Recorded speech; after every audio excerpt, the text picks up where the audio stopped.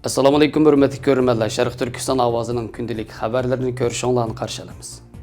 Tövəndə diqqətinizə xəbərlərimizin təfsili məzmunları bolsun.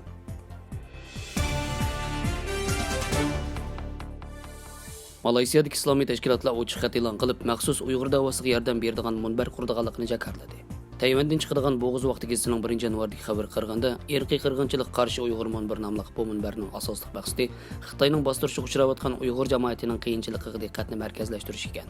Ochiq xatda garchi Xitoy kompartiyasi Uyg'urlarning nohaq muomalaga uchraganligini izchil rad qilib kelgan bo'lsa-mu, dunyo jamoatchiligining Uyg'ur masalasida sukut turmaydiganligini, mazkur munbər orqali Uyg'ur ziyonkashlikka uchraguvchilarning kashmishlarini oshkorlaydiganligini, musulmon ellari va dunyo jamoatini Uyg'ur masalasini hal qilish maydonida chang turishga hamda Uyg'urlarning insoniy qadr-qimmatini Xitoydan keladigan iqtisodiy naflarga tegishmaslikka chaqiradiganligini bildirgan. Ochiq xat Malaysiya Islom tashkilotlari maslahat kengashining prezidenti Muhid Azmi Abdulhamid va Osiyo ulamolar majlisining bosh kotibi Abdulg'ani Samsudin qatorliqlarning imzosida e'lon qilingan. Shuning bilan bir vaqtda Aljeriyadagi Amerika elchixonasining tor betida Uyg'urlarning navbatdagi ahvoli haqida tushuncha berilgan. Amerika Qo'shma Shtatlaridagi ikki Uyg'ur restoranining Uyg'ur taomlarini vosita qilgan holda navbatda Xitoy kompartiyasining Uyg'urlarga qanday ziyonkashlik qilayotganligini keng Amerika jamoatiga tonishtirayotganligi xabar qilingan.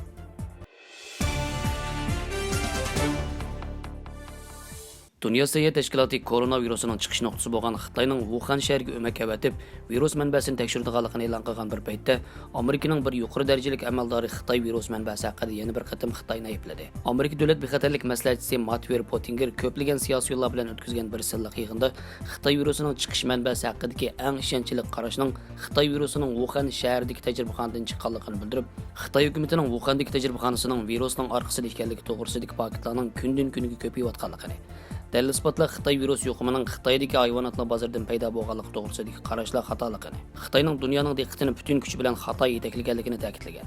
2 yanvar Angliya kündilik pochta gazetining xabar qilishicha, Amerika davlat bexatarlik maslahatchisi Matthew Pottinger Oqsaroydagi Xitoy mutaxassislarining biri bo'lib, Xitoychani pishiq biladi ekan. O yakshanba kuni dunyoning har qaysi joylaridagi siyosiy sohadagi zotlar bilan o'tkazgan yig'inda eng yangi istixborotning Xitoy virusining Xitoy Palla akademiyasi ۋۇخەن virus institutidan chiqqanligini ko'rsatganligini, bu tajribaxonaning Xitoy doiralari degan Xitoy virusining eng dastlabda ۋۇخەندagi Xuanan dengiz mahsulotlar bozoridan 11 kilometr yiroqlikda ekanligini aytgan.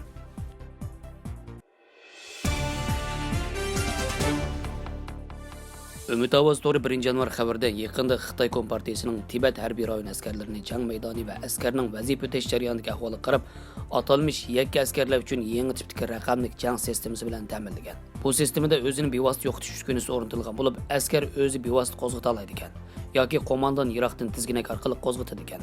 Xitoy taratqusi kuzatchi to'rining 2020-yili 27 dekabrdagi xabar qaraganda, Xitoy Kommunist partiyasining markaziy televiziya stansiyasining 13-kanalda harbiy xabar tarqatib, 4500 metrdan ortiq egizlikdagi Tibet harbiy qo'mondonlik markazining egizligida yenik yuqori harakatchan berikmi Pragada o'tkazgan uchurni asos qilgan birlashma manevrni tonishtirgan. Hamda manevrda Xitoy kompartiyasi armiyasining o'tirg'i chiqargan yakka askarlar uchun yangi tipdagi raqamli jang sistemasi va yuqori texnikalik uskunalarni namoyon qilgan. Tibet harbiy rayonidagi alohida qism odatdagi otryad piyoda askarlari, zambarak askarlari, armiya avasiyasi va bronik askarlarini o'z ichiga olgan askarlarga yaqinda yakka askarlar uchun yangi tipdagi raqamli jang sistemi hisoblangan ekan. Xabarda yana mazkur sistemaga o'zini yo'qotish uskunasi hisoblangan bo'lib, agar bir askar og'ir yaralanib asir bo'lishni xohlamasa, o'zini yo'qotish uskunasini qo'zg'atish yoki qo'mondon yiroqdan tizginak orqali qo'zg'atish orqali askarning izzat hurmatini qo'g'dab qolmay, dushman tarafning bu sistema haqida hech qanday uchurga erishamaydiganligini. Uningdan boshqa agar qo'mondon ekranda bir askarning boshqa askarlar bilan bo'lgan oraliqni uzartganligini bayqasa, uning bilan aloqalashmasimi bevosita tizginak orqali yo'qotish uskunasini qo'zg'atadiganligini. Askarlarning temir qalpiqiga kechida do'st yoki dushmanni farqlantiradigan ko'p iqtidorli ko'zoynak o'rnatilganligi. Qo'mondonlik shtabi bu ko'p iqtidorli ko'zoynak bilan qo'mondonlik shtabiga yetkazilgan sin ko'rinish va uchurlar orqali har bir askarning ism kimligi, o'rni shundaqla shu vaqtdagi vaziyatini iz qo'g'lab topalaydiganligini bildirgan. Xabarda yana Xitoyning yakka askarlar uchun yangi tipdagi raqamli jang sistemasi orqali Hindiston chegarasiga va Hindiston armiyasining orqa qismiga singib kirib, Hindiston armiyasining yuqori qimmatli nishonlarini izlab, zambarak gruppasining tez sur'atda hujum qo'zg'ash ehtimoliga borligini, Iroqdan tizginak bilan Hindiston armiyasiga ajallik zarb beradiganligini bildirgan. Yuqori xabar kuzatchilar va to'rdoshlar orasida munozir qo'zg'agan bo'lib, Xitoy kompartiyasining yakka askarlar uchun yangi tipdagi raqamli jang sistemasi o'rnatishidan insonlik doirasidan olib ketganligini va terrorchilarning vahshiy ekanligini ko'rsatib berdi. Xitoy kompartiyasi faqat qattiq detalni portlatganda andin sistemani vayron qila oladi. Bu shubhisizki askarlarning jiniga zomin bo'ladi. Bu sistemada o'zini bevosita yo'qotish uskunasi yiroqdan tizginak orqali kontrol qilinib, askarlarning hayotini dafsanda qiladi. Buning odam bo'lmasi bilan nima farqi? O'z vaqtida Gitlermi bunday qilmagan degan. Yana Amerika hukumatining har bir Amerika askari uchun har xil ehtimolga qarshi 10 necha xil tilda besilgan taslim bo'lish xati tayyorlangan bo'lib, navoda asirga tushib qolsa, bu taslim bo'lish xatini chiqarib xalqaro amaliyotga asosan hayotlikni qo'g'dashni talab qiladi ekan. Mana bu erkin demokratik davlat bilan razil mustabid Xitoy o'rtasidagi ro'shan farq.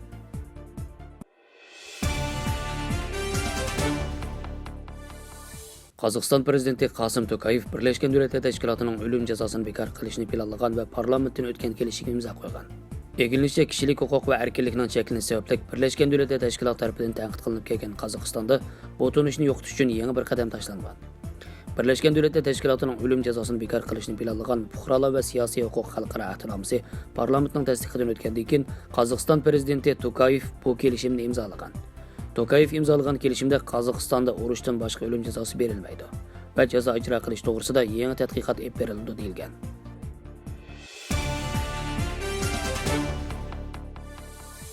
Yuqumli kasalliklarning oldini olish tizginlash markazining mutaxassislari shahar aholilariga hushyorlikni saqlab, qattiq oldini olib, o'zining sog'lomlik mudofaasini davomli yaxshi ishlab, dam olish mezgilida yo'tkilishni azaytish, opchiq zonlish yig'ilishini azaytishni eskartdi. Mutaxassislar dam olish mezgilida tövandagi 8 tarafiga diqqat qilishni tavsiya qilgan. Birinchi, zarur bo'lmasa safarga chiqmaslik, yo'tkilishni azaytish kerak. Davlat ish sirtidagi Xitoy virus yuqumning hozirgi ahvolini ko'z tutib, safarga chiqishda ehtiyotchan bo'lib, navbatda yuqum yuz bergan joylarga berishdan saqlanish kerak.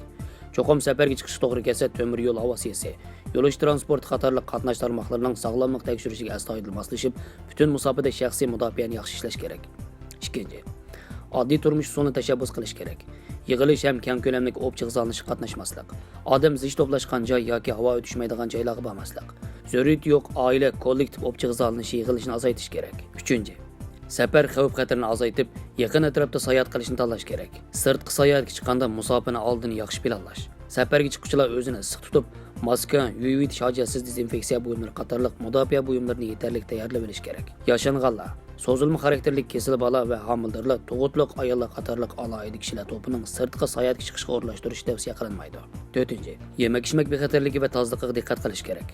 Amal bilan muntazam oshxonalarga berib tomoq yeyish, import qilingan sovuq zanjirsimon yemeklarni tanlab setib olganda shaxsiy mudofaaga diqqat qilish, sirtqi o'ralmasini dezinfeksiyalashni yaxshi ishlash, turga ayirib rayonga ayirib saqlash, xom yemeklik bilan pishiq yemeklikni ayirish, to'liq pishirish kerak. Oshxonada havo almashtirish va pokizlikni saqlash. Zarur tepilganda muhit va qachqucha, qozon qo'mishlarni dezinfeksiyalash kerak. G'izolanganda ommaviy cho'ka, ommaviy qo'shiq ishlatishni tashabbus qilish, ayrim g'izolanish tuzumini yo'l qo'yish, yovvoyi hayvonlarni iste'mol qilmaslik kerak. 5. Shaxsiy tozaliqqa diqqat qilib mudofaani yaxshi ishlash kerak. Yuqum mezgilda yetildirilgan yaxshi tozalik odatini davomli saqlash. Maskani to'g'ri taqib, shaxsiy tozalikqa diqqat qilish. Qo'lni pat-pat yuvish, ko'proq suv ichish, tushkurganda, yo'talganda adab qoidaga diqqat qilish lozim. 6. Sog'lom turmush usulini saqlash kerak. Qish faslida havo sovuq, temperatura o'zgarishchan bo'lg'achqa, temperaturaning o'zgarishiga asosan kiyim-kechakni muvofiq ko'paytirish va azaytish. Emgak bilan dam olishni birlashtirishga diqqat qilish. Tartibli mashg'ulot qilish. Uyquga kapolatlik qilish, muvofiq g'izolanish, muvofiq harakat qilish kayfiyatning turaqli bo'lishini saqlash kerak. 7. Xavf-xatar darajasi o'rta-hol yuqori rayonlardan qaytib kelgan kishilar o'z joyidagi yuqumning oldini olish tizginlashga aloqador tadbir talablarga tashabbuskorlik bilan moslashib, sog'lomlikni kuzatish, o'lchash, boshqarish xizmatini qanot yoydirish kerak. To'plashib olmaslik, yig'ilib olmaslik, agar beyram bo'lsang, vaqtida doktorga ko'rinish kerak.